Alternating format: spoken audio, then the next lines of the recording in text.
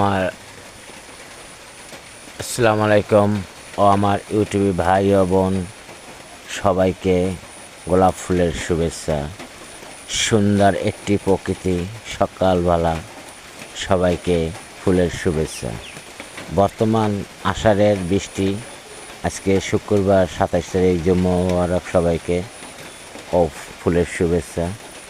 যেহেতু আপনাদের প্রতিটা ব্যালকনিতে গাছ আছে, ছাদ বাগানে গাছ আছে, অন্য গাছ লাগানো আছে, চারা, ফুল, ফল গাছ। এখন নতুন আঙ্গিকারে আপনার যেরকম এই শীতটায়, এই আষাঢ়ে নতুন পাতা ছাড়ে, গাছের নতুন ঠাল মেলে। এই জন্যে এখন যদি গাছের গোড়ায় সার দেন, সার, তাহলে গাছের গ্রোথ ভালো থাকবে। সরিষার খোল দিলে গাছের ফল ফুল বৃদ্ধি হয়। আপনার যেরকম যাদের বেলকনিতে গাছ আছে তারা আপনার এখন বর্তমান সার, সরিষার খোলের গুঁড়া এটা দেবেন, দিলে গাছের গ্রোথ ভালো হবে।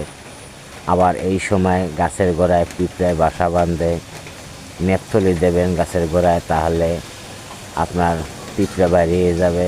আর যাদের গাছে আপনার সাদা আবরণ, কালো আবরণ পড়ে, শ্যাম্পু বা সাবান গলাইয়া স্প্রে করে দেবেন, তাহলে গাছ ভালো থাকবে ও ভাইরাস ধুয়ে পরিষ্কার হয়ে যাবে।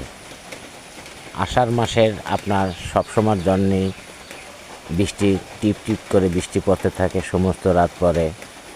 যেহেতু এখন আপনার প্রকৃতি সুন্দর করে আবার পুনরায় সাজাই নিতেছে, আপনার এক বছরের নতুনভাবে আবার ডাল গাছে মেলতেছে।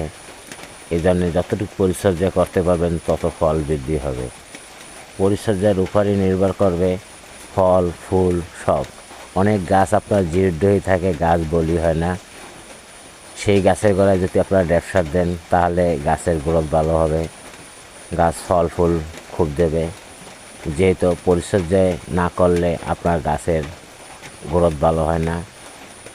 আপনার যাদের নারকেল গাছ আছে তারা নারকেল গাছে এখন ফলন হয় না, একটু বিট কইরিয়া কাইটিয়া মাটি কইরা শিকাটাকে ইট ভাঙার আবিষ, গোবরের ফাঁস, মাটি দিয়ে মিক্সার করে সার দিয়ে যদি ডাইকে দেন তাহলে গাছে অধিক ফলন বৃদ্ধি হয়।